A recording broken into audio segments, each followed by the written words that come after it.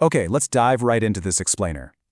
We've all judged a book by its cover at some point, right? We all do it on some level. But imagine if your doctor actually pulled out a measuring tape, felt the literal bumps on your head, and used that to definitively tell you if you were a genius, a criminal, or even just a good romantic match. Today, we're unpacking what usually just gets dismissed as a medical horror story, because it's actually a profound, must-know cautionary tale about the scientific method. Phrenology is honestly one of the most compelling chapters in medical history, and it reveals some really deep truths about how we humans try to categorize, explain, and sometimes completely misunderstand our differences. Here's our roadmap for today. We're going to hit mapping the mind, the mechanics of a pseudoscience, a dark turn, the modern scientific verdict, and finally, echoes in the modern world. Let's get started. Section 1. Mapping the Mind, the Innocent Origins. So, phrenology. At its core, this was an incredibly ambitious, early attempt to map the human mind directly onto the physical body. Practitioners honestly believed that by just running their hands over your head, literally almost like you'd check a melon for ripeness at the grocery store, they could measure the bumps and objectively figure out your character traits, your intelligence, and your moral compass.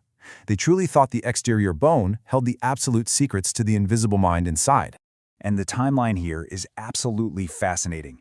Back in 1796, a German physician named Franz Joseph Gall develops a theory he calls organology, which was based pretty much entirely on his observations of criminals and asylum patients.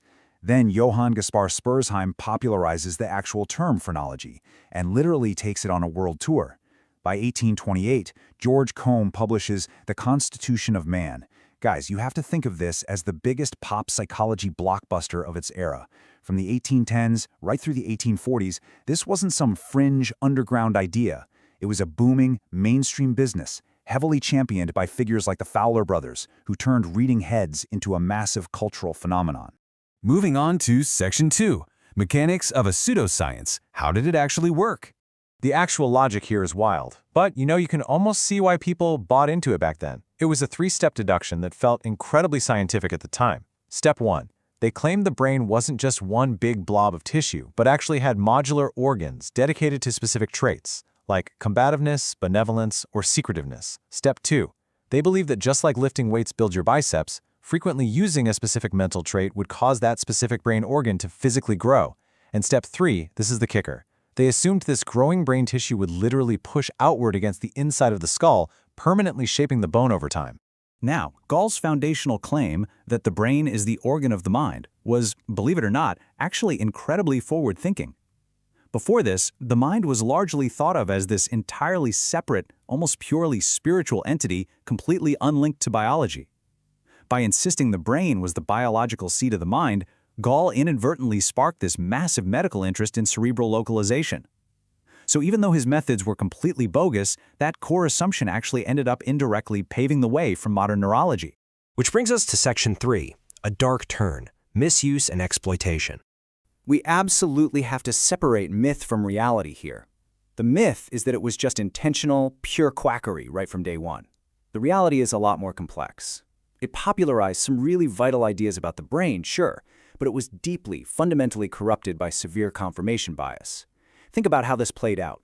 If a practitioner found a pronounced bump on a convicted thief's head, they just automatically assumed that specific bump caused the theft.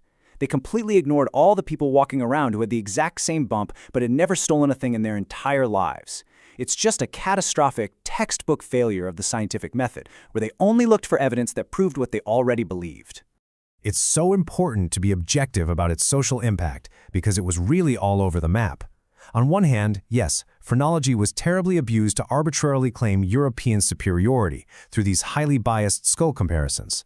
That directly fed into justifications for colonialism and horrific racial hierarchies. But on the flip side, the underlying practice was also surprisingly used by some social reformists to actively oppose slavery, and it was widely embraced as a tool for personal self-improvement and criminal rehabilitation. The fatal flaw throughout all of this? It was bad, untested science violently mixing with existing human biases and immense societal pressures. All right, Section 4, the modern scientific verdict, the final nail. 5,700. That massive number represents the subjects in a ridiculously rigorous 2018 UK Biobank study. To finally put this entire historical saga to rest, Modern researchers used advanced MRI technology and heavy statistical analysis to comprehensively test these 19th century claims against a huge, incredibly detailed dataset of human brains and skulls. And the results were absolute. Researchers found 0 significant correlations between head shape and personality or lifestyle traits. Nothing matched those historical maps. This peer-reviewed consensus definitively, mathematically proved that the shape of your skull simply does not reflect underlying brain structure, personality, or lifestyle traits. The classical phrenological maps of the head were entirely fictional. Because real neuroscience has completely moved on. We now know the brain definitely does have localized functions. For instance, Broca's area is highly specialized for language. But the brain itself has this soft, jelly-like consistency. It absolutely does not possess the physical force required to warp the thick, hard bone of your skull. The skull develops completely independently of the brain's internal functional growth. Today, we map the incredible complexities of the mind using fMRIs, connexomics, and advanced genetics. There are 0 credible modern studies reviving classical phrenology. It remains firmly in the realm of debunked pseudoscience. So, Section 5, Echoes in the Modern World. Why this matters today. You might be wondering why we're studying something entirely false today. Well, the relevance is massive, because this entire historical failure is quite literally a masterclass in media literacy. Understanding exactly how science historically intersected with power, bias, and reform helps us spot dubious claims in our present day. It perfectly exposes the sheer danger of confirmation bias and that incredibly deadly mistake of confusing mere correlation with hard biological causation. So, whenever you encounter new, sweeping scientific claims about human behavior, I want you to use this 5-step toolkit. Number 1.